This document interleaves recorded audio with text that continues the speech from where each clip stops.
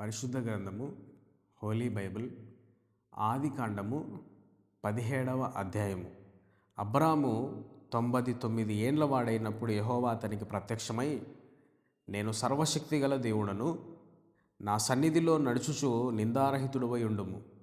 నాకును నీకును మధ్య నా నిబంధనను నియమించి నిన్ను అత్యధికముగా అభివృద్ధి పొందించదనని అతనితో చెప్పాను.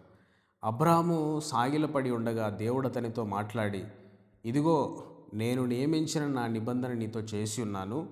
నీవు అనేక జనములకు తండ్రి వగుదువు, మరియు ఇక మీదట నీ పేరు అబ్రాము అనబడదు. నిన్ను అనేక జనములకు తండ్రినిగా నియమించింది గనుక నీ పేరు అబ్రహాము అనబడును. నీవు అత్యధికముగా సంతానాభివృద్ధి కలుగజేసి నీలో నుండి జనములు వచ్చినట్లు నియమించుదును. రాజులను నీలో నుండి వచ్చెదరు. నేను నీకును నీ తర్వాత నీ సంతానమునకును దేవుడనై ఉండునట్లు నాకును నీకును నీ తర్వాత వారి తరముల్లో నీ సంతతికి నీ మధ్య నా నిబంధనను నిత్య నిబంధనగా స్థిరపరిచెదను. నీకును నీ తర్వాత నీ సంతతికిని నీవు పరదేశివై ఉన్న దేశమును అనగా కనానును దేశమంతటిని నిత్య స్వాస్థ్యముగా ఇచ్చి వారికి దేవుడినై ఉందునని అతనితో చెప్పెను.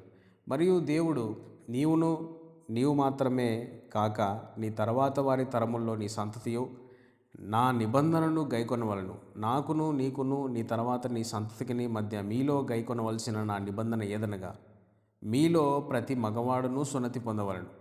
మీరు మీ గోప్యాంగ చర్మమున సున్నతి పొందవలను.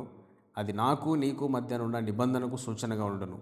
8 దినముల వయస్సు గలవాడు అనగా నీ ఇంట పుట్టినవాడైనను, నీ సంతానము కాని అన్యుని యొద్ద వెండితో కొనబడినవాడైనను, మీ తరముల్లో ప్రతి మగవాడు మీలో సున్నతి పొందవలను. నీ ఇంట పుట్టినవాడు నీ వెండితో కొనబడినవాడును తప్పక సున్నతి పొందవలను. అప్పుడు నా నిబంధన మీ శరీరమందు నిత్య నిబంధనగా ఉండును. సున్నతి పొందని మగవాడు అనగా ఎవని గోప్యాంగ చర్మమున సున్నతి చేయబడదో అట్టివాడు తన జనుల్లో నుండి కొట్టివేయబడను. వాడు నా నిబంధనను మీరి ఉన్నాడని అబ్రాముతో చెప్పెను. మరియు దేవుడు, నీ భార్య అయిన షారాయి పేరు షారాయి అనవద్దు, ఏలయనగా ఆమె పేరు షారా. నేను ఆమెను ఆశీర్వదించి ఆమె వలన నీకు కుమారుని కలుగజేసేదను. నేను ఆమెను ఆశీర్వదించదను, ఆమె జనములకు తల్లి అయి ఉండును. జనముల రాజులు ఆమె వలన కలుగుదురని అబ్రాముతో చెప్పెను. అప్పుడు అబ్రాము సాగిలపడి నవ్వి, 100 ఏండ్ల వానికి సంతానము కలుగునా, 90 ఏండ్ల షారా కనునా అని మనసులో అనుకొనెను. అబ్రహాము, ఇస్మాయేలు నీ సన్నిధిని బ్రతుకును అనుగ్రహించుమని దేవునితో చెప్పగా, దేవుడు, నీ భార్య అయిన షారా నిశ్చయంగా నీ కుమారుని కనును. నీవు అతనికి ఇస్సాకను పేరు పెట్టుదువు.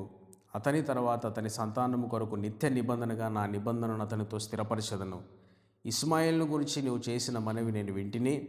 ఇదిగో నేను అతన్ని ఆశీర్వదించి అతనికి సంతానాభివృద్ధి కలుగజేసి అత్యధికముగా అతన్ని విస్తరింపజేసేదను. అతడు 12 మంది రాజులను కనును. అతనిని గొప్ప జనముగా చేసేదను. అయితే వచ్చు సంవత్సరము ఈ కాలం ముందు షారా నీకు కనబోవు ఇస్సాకుతో నా నిబంధనను స్థిరపరిచెదనని చెప్పెను. దేవుడు అబ్రాముతో మాట్లాడుట చాలించిన తరువాత అతని యొద్ద నుండి పరమునకు వెళ్ళెను. అప్పుడు అబ్రాము తన కుమారుడైన ఇస్మాయేలును, తన ఇంట పుట్టిన వారందరినీ, తన వెండితో కొనబడిన వారందరినీ, అబ్రహాము ఇంటి మనుషుల్లో ప్రతివారిని పట్టుకొని దేవుడు తనతో చెప్పిన ప్రకారము ఆ దినమందే వారి గోప్యాంగ చర్మమున సున్నతి చేసెను. అబ్రహాము గోప్యాంగ చర్మము సున్నతి చేయబడినప్పుడు అతడు 99 ఏండ్లవాడు. అతని కుమారుడైన ఇస్మాయేలు గోప్యాంగ చర్మము సున్నతి చేయబడినప్పుడు అతడు 13 ఏండ్లవాడు. ఒక్క దినమందే అబ్రహామును అతని కుమారుడైన ఇస్మాయేలును సున్నతి పొందిరి. అతని ఇంట పుట్టిన వారు అన్యుని యొద్ద వెండితో కొనబడిన వారు, అతని ఇంటిలోని పురుషులందరూ అతనితో కూడా సున్నతి పొందిరి. Thank you for watching.